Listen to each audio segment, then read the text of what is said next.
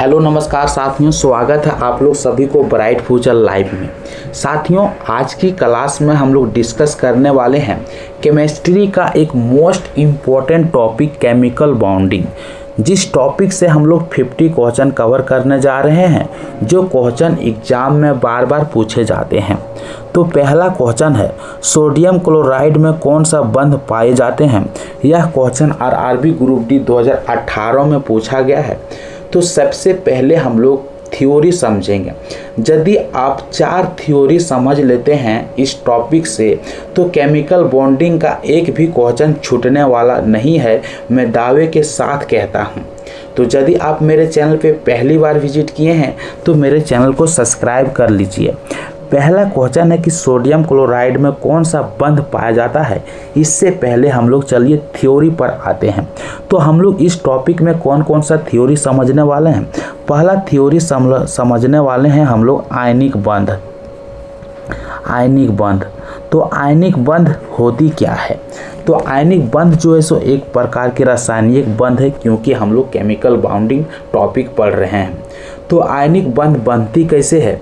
तो एक धातु के द्वारा इलेक्ट्रॉन दान करता है और दूसरा अधातु ठीक उसी इलेक्ट्रॉन को ग्रहण करता है, तब आयनिक बंध का निर्माण होती है। क्वेश्चन यहाँ ये पूछा जाता है कि आयनिक बंध किनके बीच में बनती है। तो आयनिक बंध धातु और अधातु के बीच में बनती है। तो इस दो बात को आप ध्यान रखिएगा, एग्जाम में यहीं से क्वेश्चन बनेगा। अब हम लोग थोड़ा सा और बात कर लेते हैं, क्योंकि कल की क्लास में मैंने पीरियोडिक टेबल कवर किए हैं। यदि आप नहीं देखे हैं तो जाके देख लीजिएगा, क्योंकि पीरियोडिक टेबल यहाँ पे काम आएगा इलेक्ट्रॉनिक विन्यास निकालने के लिए। जैसे कि सोडियम का इलेक्ट्रॉनिक विन्यास हम लोग कैसे लिखते हैं। तो कौन सी सबसे पहले कक्षा कौन कौन सी होती है। तो कक्षा की संख्या 4 होती है, KLMN होती है। तो क्वेश्चन यदि पूछेगा कि M कक्षा में इलेक्ट्रॉन की संख्या अधिकतम कितनी होती है, तो उसका फॉर्मूला होता है 2n²। तो n जो होती है वह कक्षा की संख्या होती है। तो यहाँ 3 हो गया, तो यहाँ पे 2 × 3 का स्क्वायर करेंगे तो 9 होगा, 9 दूना 18, यानी कि m कक्षा में इलेक्ट्रॉन की संख्या जो होगी सो 18 होगा। ठीक इसी प्रकार से यदि पूछेगा कि n कक्षा में इलेक्ट्रॉन की अधिकतम संख्या कितनी होगी, तो n के इक्वल में क्या लिखेंगे, 4 लिखेंगे। तो 4 का स्क्वायर 16, यानी कि 32 होगा। तो इस बात को आप ध्यान रखिएगा, क्योंकि यह क्यों बता रहे हैं, क्योंकि इसी के माध्यम से हम लोग धातु और अधातु को पहचानते हैं, और वही यहाँ पे काम देने वाला है। क्योंकि कौन धातु है कौन अधातु है। तो जिस तत्व की अंतिम कक्ष में इलेक्ट्रॉन की संख्या 1, 2, 3 होती है, तब वह धातु कहलाती है। और जिस तत्व की अंतिम कक्ष में इलेक्ट्रॉन की संख्या 4 या 4 से अधिक होती है, तो वह अधातु कहलाती है। कल की क्लास में मैंने डिस्कस किया था, इस बात को आप ध्यान में रखिएगा। ठीक है, तो पहला थ्योरी हम लोग समझ लिए। दूसरा थ्योरी हम लोग समझने वाले हैं सहसंयोजक बंध। ठीक है, सहसंयोजक बंध। अब सहसंयोजक बंध जो होती है वह क्या होती है, दूसरा थ्योरी में हम लोग इसको समझ रहे हैं। तो जब 2 परमाणु अपने बाहरी कोश के इलेक्ट्रॉन को आपस में शेयरिंग करता है, तो उसी को हम लोग सहसंयोजक बंध कहते हैं। और सहसंयोजक बंध किनके बीच में बनती है, तो केवल अधातुओं के बीच में ही बनता है। इसी से क्वेश्चन सॉल्व हो जाएगा। आप ध्यान में रखिएगा, इतना से ज़्यादा नहीं पढ़ना है। अब हम लोग अगला थ्योरी क्या डिस्कस करने वाले थे। तो अगला जो थ्योरी है तीसरा नंबर का, वह डिस्कस करने वाले हैं संयोजकता। यानी कि संयोजकता जो है वह क्या है। तो वह किसी तत्व की परमाणु किसी अन्य तत्वों की परमाणु के साथ जोड़ने की क्षमता को संयोजकता कहते हैं। तो इस बात को आप लोग ध्यान रखिएगा। अगला थ्योरी हम लोग पढ़ने वाले थे इलेक्ट्रॉन साझेदारी। इलेक्ट्रॉन साझेदारी। तो इलेक्ट्रॉन साझेदारी वह प्रक्रिया है जिसमें 2 या 2 से अधिक परमाणु अपने बाहरी कोश के इलेक्ट्रॉन आपस में शेयरिंग करता है, ताकि दोनों परमाणु अपने बाहरी कोश को पूरा कर सके।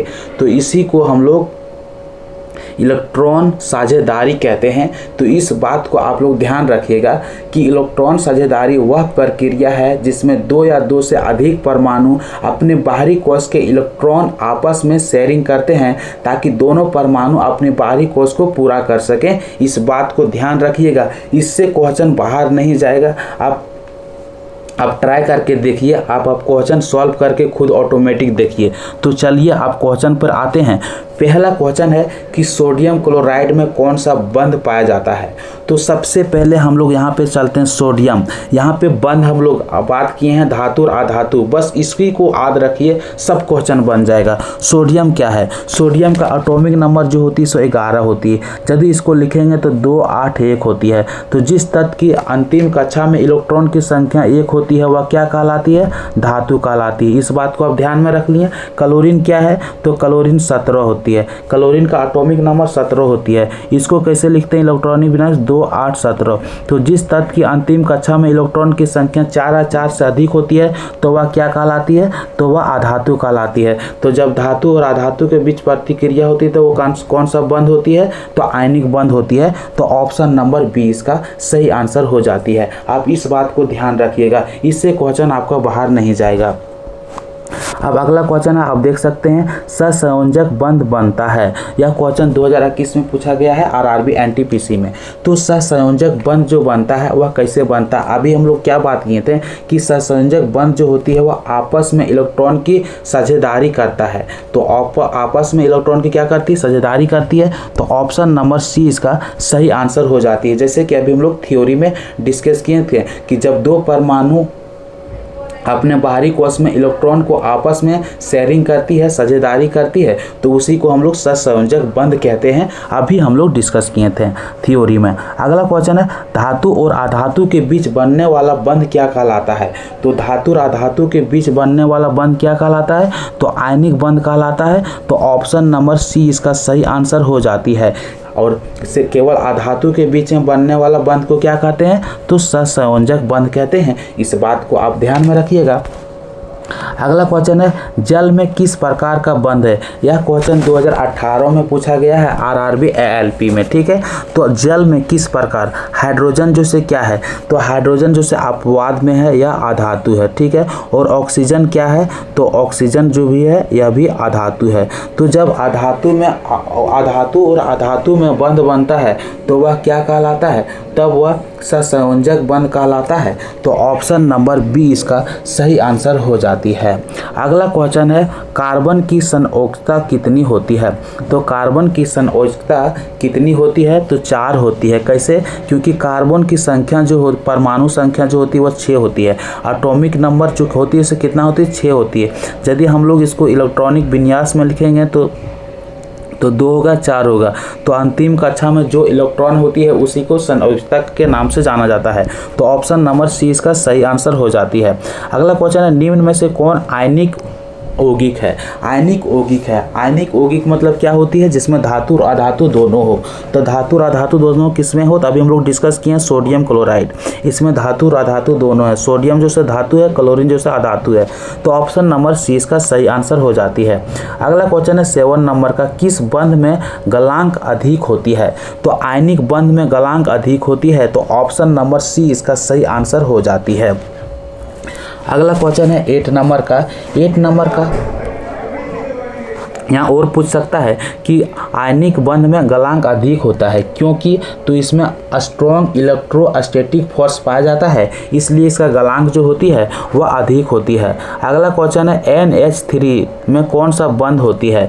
तो NH3 को हम लोग किस नाम से जानते हैं? अमोनिया के नाम से जानते हैं। ठीक है, नाइट्रोजन का एटॉमिक नंबर कितना होता है? 7 होता है। तो 2 और 5 लिखेंगे इसको इलेक्ट्रॉनिक विन्यास में, तो ये क्या है? अधातु है। फिर हाइड्रोजन क्या है? तो अधातु है। तो ऑप्शन नंबर बी इसका सही आंसर हो जाएगा क्योंकि सहसंयोजक बंध हो जाता है। अगला क्वेश्चन है, संयोजकता का अर्थ क्या होती है? तो संयोजकता का अर्थ होती है, जैसे कि बात करेगा कि संयोजकता का अर्थ क्या होती था, हम लोग क्या बात किए थे, थ्योरी में क्या समझे थे कि किसी तत्व की परमाणु किसी अन्य तत्व की परमाणु के साथ जुड़ने की क्षमता को संयोजकता कहते हैं। तो इसका अर्थ होगा बंधन बनाने की क्षमता को संयोजकता कहते हैं। तो ऑप्शन नंबर बी इसका सही आंसर हो जाती है। अगला क्वेश्चन है धात्विक बंध पाए जाते हैं। तो धात्विक बंध धातु में पाए जाते हैं, तो ऑप्शन नंबर सी इसका सही आंसर हो जाती है। अगला क्वेश्चन है CaCl2 में कौन सा बंध होती है। तो कैल्शियम जो होती है वह क्या होती है, कैल्शियम का एटॉमिक नंबर कितना होती है, 20 होती है। यदि हम लोग इलेक्ट्रॉनिक विन्यास में लिखेंगे तो कैसे लिखेंगे, 2 8 8 2। तो अंतिम कक्षा में इलेक्ट्रॉन की संख्या कितना आया, 2 आया। तो इसका मतलब क्या हुआ, ये कैल्शियम धातु हुआ। और क्लोरीन क्या हुआ, तो क्लोरीन का एटॉमिक नंबर जो है 17 होती है, 2 8 7। अंतिम कक्षा में कितना आया, 4 से ज़्यादा आया। तो 4 से ज़्यादा आया तो कैसा होगा, अधातु होगा। तो यह सहसंयोजक बंध होगा। तो ऑप्शन नंबर ए इसका सही आंसर हो जाती है। अगला क्वेश्चन है CO2 किस प्रकार की यौगिक है। तो कार्बन क्या है, तो कार्बन का एटॉमिक नंबर जो होती है 6 होती है। इलेक्ट्रॉनिक विन्यास 2 4 होगा। अंतिम कक्षा में इलेक्ट्रॉन की संख्या 4 आएगी, यानी कार्बन जो है अधातु है और ऑक्सीजन भी अधातु है। तो ऑप्शन नंबर बी इसका सही आंसर हो जाएगा, क्योंकि सहसंयोजक बंध है। सहसंयोजक बंध जो होती है वह धातु के बीच बनती है। अगला क्वेश्चन है आयनिक यौगिक समानत होते हैं। तो आयनिक यौगिक जो होते हैं वह कठोर व भंगुर होते हैं। तो ऑप्शन नंबर सी इसका सही आंसर हो जाती है। अगला क्वेश्चन है 14 नंबर का सहसंयोजक यौगिक समानत होते हैं। तो सहसंयोजक यौगिक जो होती है वह कम गलनांक की होती है। तो ऑप्शन नंबर डी इसका सही आंसर हो जाती है। अगला क्वेश्चन है कौन सा यौगिक सहसंयोजक है। सहसंयोजक मतलब केवल अधातु, ठीक है, केवल अधातु। सोडियम धातु, ऑक्सीजन अधातु, ये नहीं होगा। पोटेशियम यानी कार्बन और ऑक्सीजन केवल अधातु, कार्बन भी अधातु है और ऑक्सीजन भी अधातु है। तो ऑप्शन नंबर सी इसका सही आंसर हो जाती है। अगला क्वेश्चन है निम्न में से कौन सा सहसंयोजक यौगिक है। यह भी क्वेश्चन देख सकते हैं, आरआरबी ग्रुप डी 2018 में पूछा गया है कि निम्न में से कौन सा सहसंयोजक यौगिक है। तो सहसंयोजक यौगिक मतलब केवल अधातु को ही रखना है, यानी कि इसमें धातु ऐड नहीं करना है। तो हाइड्रोजन क्या है, अधातु है। तो ऑप्शन नंबर सी इसका सही आंसर हो जाती है। अगला क्वेश्चन है 17 नंबर का आयनिक यौगिक समानत किस अवस्था में पाए जाते हैं। तो आयनिक यौगिक जो होती है वह ठोस होती है। तो ठोस अवस्था में पाया जाता है। अगला क्वेश्चन है इलेक्ट्रॉन त्याग करने की प्रवृत्ति किसमें अधिक होती है। तो इलेक्ट्रॉन त्याग करने की प्रवृत्ति सबसे अधिक धातु में होती है। तो ऑप्शन नंबर बी इसका सही आंसर हो जाती है। अगला क्वेश्चन है सहसंयोजक यौगिक समानत विद्युत का होते हैं।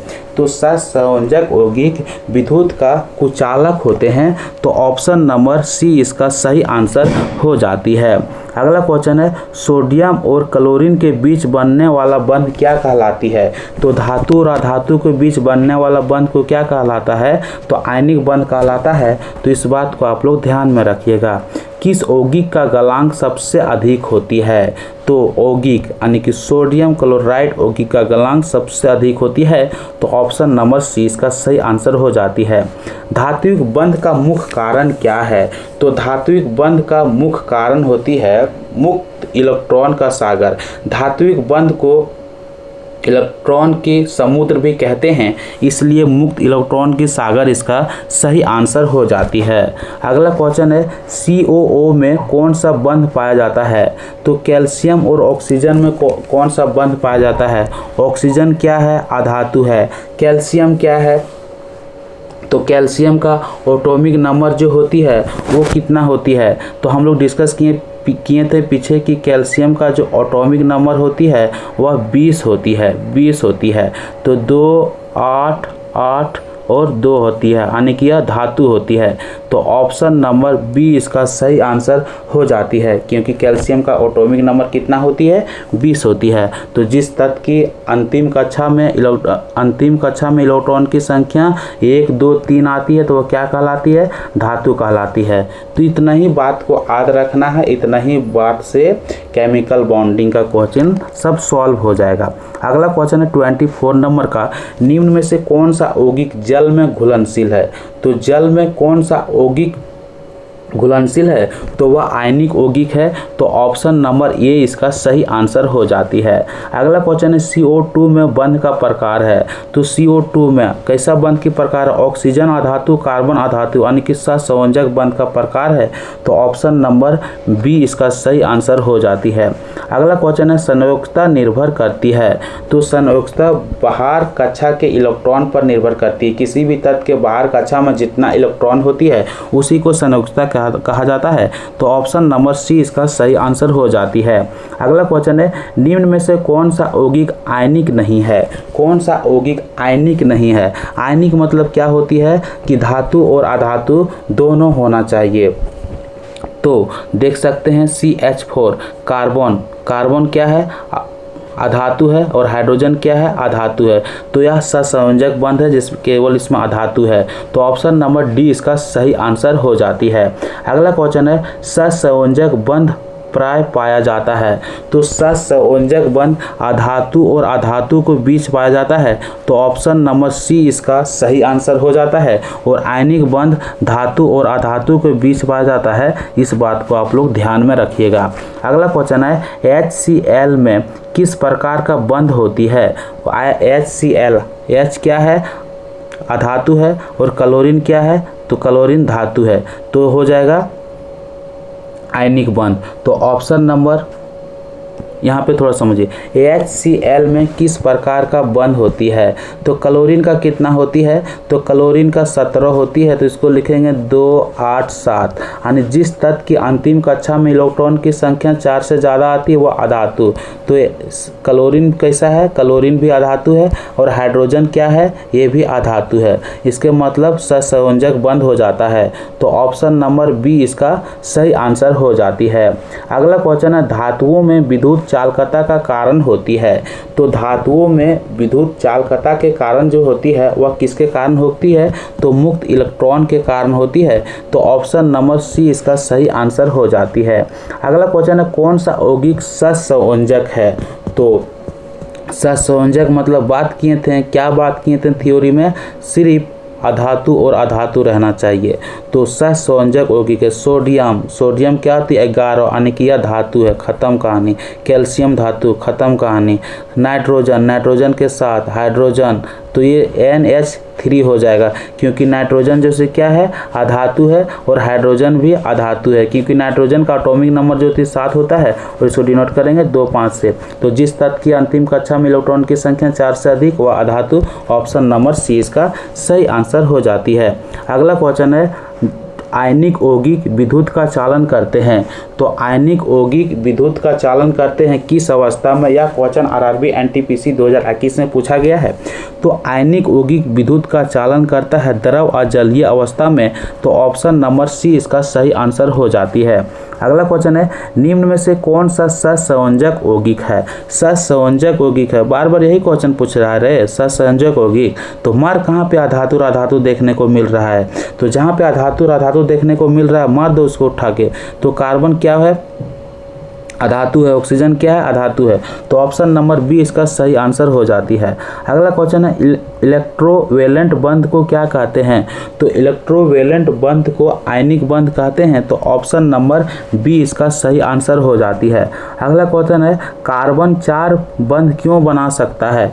तो कार्बन 4 बंध इसलिए बना सकता है क्योंकि इसका संयोजकता जो होती है वह 4 होती है। कैसे? कार्बन की एटॉमिक नंबर जो होती है 6 होती है। इलेक्ट्रॉनिक विन्यास से कक्षा में सजाएंगे, ऐसे सजाएंगे तो 4 हो गया। तो जिस तत्व की अंतिम कक्षा में इलेक्ट्रॉन की संख्या 4 होती है तो उसी को संयोजकता कहा जाता है। तो क्योंकि इसका संयोजकता जो होती है 4 होती है इसलिए कार्बन 4 बंध बना सकते हैं। तो ऑप्शन नंबर 20 का सही आंसर हो जाती है। अगला क्वेश्चन है किस यौगिक में आयनिक बंध नहीं है? आयनिक बंध जो बनती है धातु और अधातु के बीच में बनता है। तो यहाँ पे हम लोग समझेंगे आयनिक बंध। तो हाइड्रोजन क्या है? अधातु। ऑक्सीजन क्या है? अधातु है। तो ऑप्शन नंबर डी इसका सही आंसर हो जाती है। फटाक सारा क्वेश्चन को आंसर दे दीजिएगा, उतना सोचने की जरूरत नहीं है। सिर्फ धातु और अधातु को आप लोग छांटना है। अगला क्वेश्चन है धात्विक बंध पाया जाता है। तो धात्विक बंध किस में पाया जाता है? धातु में पाया जाता है। तो धातु यहाँ पे कौन है? जल क्या धातु है? क्योंकि यहाँ पे देखते हैं जल में हाइड्रोजन क्या है? अधातु है। ऑक्सीजन क्या अधातु? कॉपर। कॉपर क्या है? धातु है। तो ऑप्शन नंबर सी इसका सही आंसर हो जाती है। अगला क्वेश्चन है सहसंयोजक यौगिक प्राय होते हैं। तो सहसंयोजक यौगिक जो होते हैं वह नरम होते हैं, नरम होते हैं। तो ऑप्शन नंबर सी इसका सही आंसर हो जाती है। अगला क्वेश्चन है सोडियम आयन बनने पर सोडियम क्या होती है? तो यदि एक इलेक्ट्रॉन त्याग करती है तो उसके ऊपर आयन जुट जाती है, ठीक है। तो सोडियम आयन बनने पर क्या हो जाती है? यानी कि वो त्याग करती है तो धनायन बनता है। तो इलेक्ट्रॉन को त्याग करना, तो ऑप्शन नंबर बी इसका सही आंसर हो जाती है, इलेक्ट्रॉन को त्याग करना। अगला क्वेश्चन है क्लोरीन आयन बनने पर क्लोरीन क्या होती है? तो मतलब माइनस में है तो ये क्या किया है? कर्जा लिया है, तो इलेक्ट्रॉन ग्रहण किया है। तो ऑप्शन नंबर बी इसका सही आंसर हो जाती है। अगला क्वेश्चन है किस यौगिक में हाइड्रोजन बंध पाया जाता है? किस यौगिक में? अभी देखते हैं H2O जल, तो जल में हाइड्रोजन बंध पाया गया है कि नहीं पाया गया? हाँ, तो ऑप्शन नंबर बी इसका सही हो जाएगा। उतना सोचने की जरूरत क्या है। आयनिक बंध का निर्माण होती है। तो आयनिक बंध का निर्माण कैसे होती है? इलेक्ट्रॉन को स्थानांतरण से, जैसे कि हम लोग बात किए थे कि जब धातु एक इलेक्ट्रॉन त्याग करती है तो दूसरा अधातु उसी इलेक्ट्रॉन को ग्रहण करती है, तो इसलिए इसका ऑप्शन नंबर बी इसका सही आंसर हो जाती है। अगला क्वेश्चन है सहसंयोजक बंध में इलेक्ट्रॉन क्या होते हैं? तो सहसंयोजक बंध में इलेक्ट्रॉन जो होते हैं वो आपस में साझा करते हैं। क्या करते हैं? वो आपस में साझा करते हैं। तो ऑप्शन नंबर सी इसका सही आंसर हो जाती है। अगला क्वेश्चन है निम्न में से कौन सा आयनिक यौगिक है? तो आयनिक यौगिक किसके किसके बीच में होती है? धातु और अधातु के बीच में होती है। तो धातु और अधातु किस ऑप्शन में देखने को मिल रहा है? तो ऑप्शन नंबर सी में देखने को मिल रहा है, क्योंकि पोटेशियम धातु है, क्लोरीन अधातु है। धातु और अधातु को हम लोग कैसे पहचानते हैं वो बता दिए हैं, आप समझ गए होंगे थ्योरी में ही। अगला क्वेश्चन है सहसंयोजक यौगिक समानत होती है।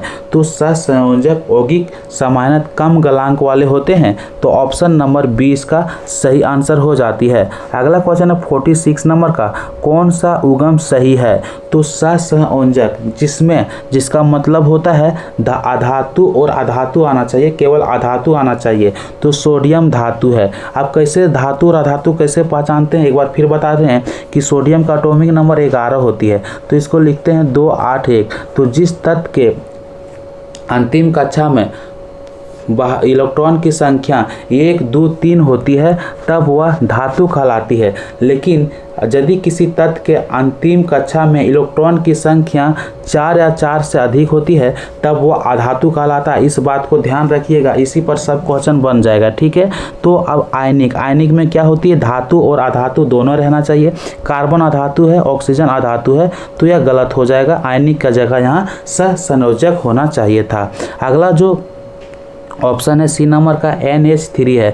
तो N जो होगा सो नाइट्रोजन हो गया। नाइट्रोजन क्या है? अधातु है, हाइड्रोजन अधातु है। तो अधातु और अधातु के बीच में जो रिलेशन बनता है वह सहसंयोजक बंध कहलाता है। तो ऑप्शन नंबर सी इसका सही आंसर हो जाती है। क्वेश्चन पूछा जाता है कि धातुओं की अघात वर्धनीयता का कारण क्या होती है? तो धात्विक बंध होती है। तो ऑप्शन नंबर सी इसका सही आंसर हो जाती है। अगला क्वेश्चन है कौन सा यौगिक जलीय विलयन में विद्युत चालक होती है? तो कौन सा यौगिक जलीय विलयन में विद्युत चालक होती है? तो सोडियम क्लोराइड, जो कि ऑप्शन नंबर सी में देखने को मिल रहा है।